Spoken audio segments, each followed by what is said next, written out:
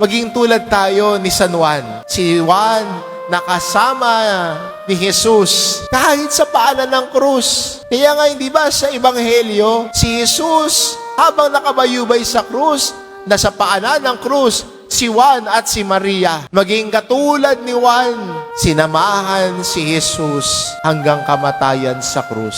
At si Juan din ang isa sa mga unang alagad na nakatuklas na si Jesus ay muling nabuhay dahil ang libingan ay walang laman. Ang palaspas na yan ay hindi lamang dekorasyon, kundi ang palaspas na inyong hawak at ating binasbasan kanina ay paalala. Sinasalubong ko si Jesus. Kinikilala ko si Jesus na hari ng aking buhay. Sinusundan ko siya. Minamahal ko siya. Ang aral at turo niya ay sinasabuhay ko. At higit sa lahat, paalala din, sasamahan ko si Jesus. Hindi ko iiwan si Jesus kahit kailan hindi niya ako iniwan. Amen.